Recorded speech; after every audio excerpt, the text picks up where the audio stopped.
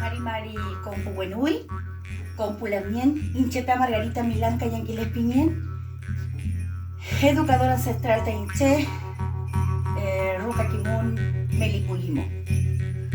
Un mapuche, Huichalei, los mapuches estamos de pie. No a la militarización del territorio mapuche, no al racismo. Nelculetupe Tachihualmapú, todo el territorio libre. Feula Cantu, Marichihueu. ¡Ya, ya, ya, ya, ya, ya, ya, ya, ya, ya, ya, ya!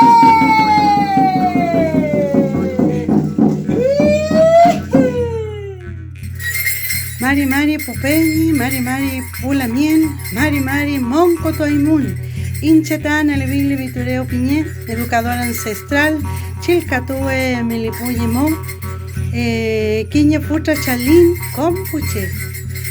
Fuera el racismo del Gualmapu y no a la militarización del territorio mapuche. Gualmapu libre. ¡Yeah, yeah, yeah, yeah, yeah, yeah, yeah, yeah, yeah!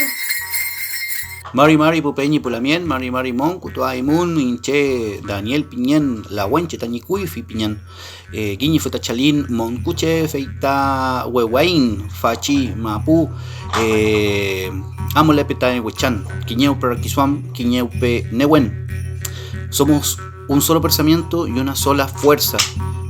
Queremos unidad y paz en la Araucanía y fuera el racismo del Gualmapu, no a la militarización del territorio mapuche. Amole Petaño Huichan, Marichihueu. No al racismo ni a la militarización de nuestro pueblo mapuche. Marichihueu. Mari Mari Compuche, Inche Kimeltufe, Quiñe Futa Shalin Tañi Huichan, Quiñe Raquisuan Pu Nehuen. Fuera del Gualmapu, no a la militarización mapuche ni al racismo. Mari Mari Moncutache, Inche Sol Quintuyan Catapinlen, Melipuyi Momolenche, Quimelfe Chilcatuelen. Y como educadora digo, no al racismo, no a la militarización de nuestro pueblo, nación mapuche.